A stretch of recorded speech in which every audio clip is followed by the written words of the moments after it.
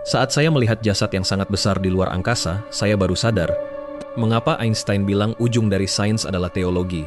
Ternyata dia sudah tahu kebenarannya sejak lama. 18 April 1955. Saat Einstein wafat, otaknya diam-diam dikirim ke sebuah laboratorium misterius. Setelah itu, proyek Asensi resmi dimulai. Saya yakin kalian pasti belum pernah mendengar proyek ini. Itu karena level kalian sebagai manusia belum cukup. Tahun 2059, 4 tahun kemudian, Badan Antariksa Negara diam-diam meluncurkan misi rahasia keluar angkasa. Sebagai arkeolog rahasia, saya diundang untuk berpartisipasi dalam misi ini. Awalnya saya tidak mengerti, mengapa misi luar angkasa mengundang arkeolog seperti saya? Sampai saya melihat rekaman video itu, saya baru mengerti kebenaran tentang dunia ini. Apa yang akan saya sampaikan mungkin akan meruntuhkan pandangan kalian sebagai manusia. Percayalah, jika kalian ingin terus hidup dengan tenang, sebaiknya keluar dari video ini sekarang selagi bisa. Rekaman pertama adalah dokumentasi saat Armstrong pertama kali mendarat di bulan. Bagian depan rekaman sangat normal, merekam Armstrong keluar dari pesawat dan melangkah satu langkah kecil itu. Setelah itu, dia melakukan tugas pengambilan sampel rutin di bulan. Saat memasuki menit ke-10, kamera tiba-tiba berguncang. Lalu Armstrong melihat seseorang berpakaian kuno sekitar 2 meter dari posisinya. Manusia dari zaman itu. Sejujurnya, saat itu saya sangat ragu mengenai keaslian rekaman video ini. Bagaimana mungkin manusia biasa tanpa alat bantu apapun bisa sampai ke bulan, dan bagaimana bisa bertahan hidup di sana? Orang itu melambaikan tangan ke arah kamera. Armstrong terus mengikutinya. Setelah berjalan sekitar 500 meter, rekaman menunjukkan mereka sampai di depan sebuah gua gunung. Di atas gua itu ternyata terukir aksara tulang ramalan. Sebagai ahli, saya tentu mengenali karakter-karakter itu. Ternyata itu adalah Lingji, alam dewa. Rekaman berhenti sampai di situ. Sejujurnya, saat melihat ini, pikiran saya kacau balau. Saya punya banyak sekali pertanyaan. Apa itu Lingji? Siapa yang mengukir tulisan itu di sana? Namun, saat itu penanggung jawab menyuruh saya untuk lanjut menonton rekaman kedua. Jika rekaman pertama membuat saya bingung, maka rekaman kedua membuat saya benar-benar syok dan kacau.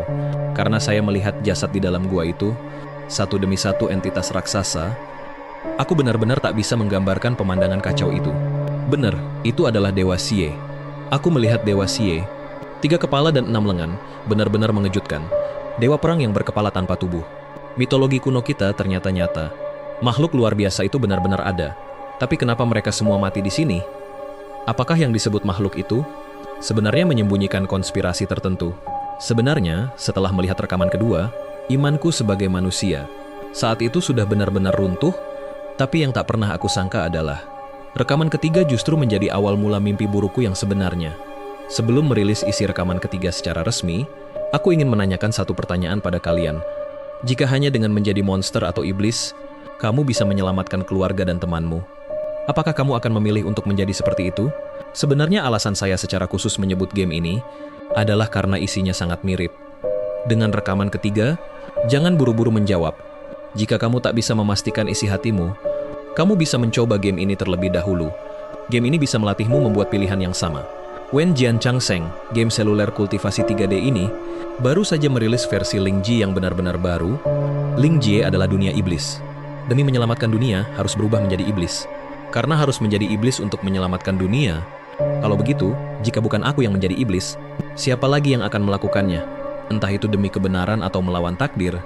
Iblis tidak didefinisikan oleh kebaikan atau kejahatan, tapi oleh pilihan sendiri. Akulah yang menentukan jalan iblisku sendiri.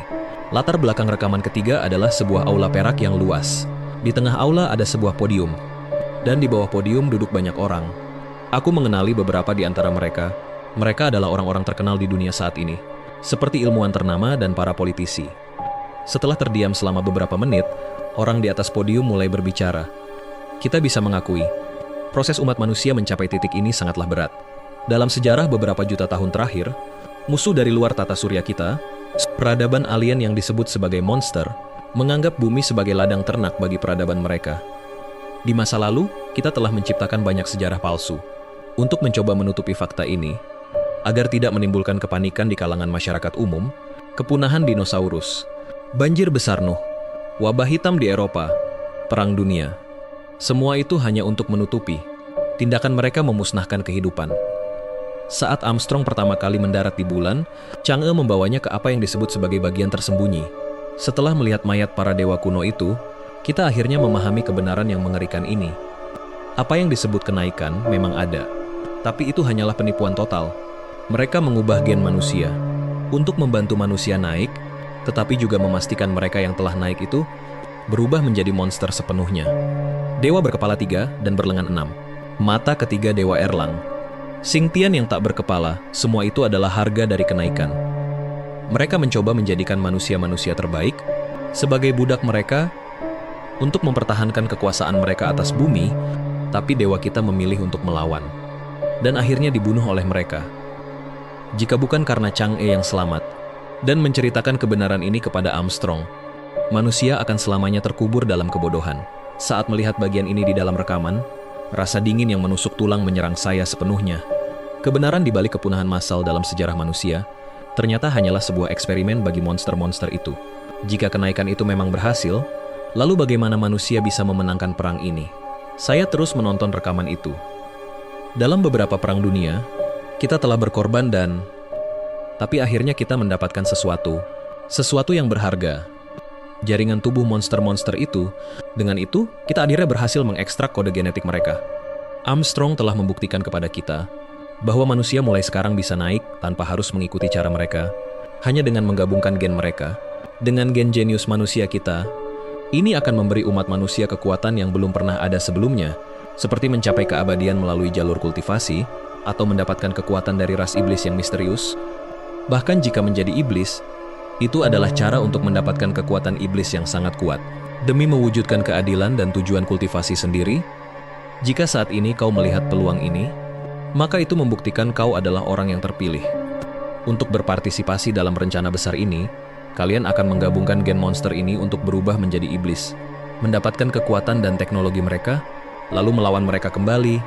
Tentu saja, kalian bisa menolak jalan ini dan tetap menjadi orang biasa. Pilihan sepenuhnya ada di tangan kalian. Demi kebaikan umat manusia. Jadi, inilah kebenaran tentang dunia ini. Inilah tujuan asli mereka mencariku. Kenaikan tingkat hanyalah sebuah penipuan. Hanya dengan menjadi iblis kita bisa menyelamatkan manusia. Apakah memilih untuk hidup sebagai orang biasa yang tidak tahu kebenaran, atau memilih jalan iblis demi menyelamatkan seluruh umat manusia? Kali ini, aku harus menjadi iblis. Agar semua kekuatan bisa kugunakan untuk diriku sendiri,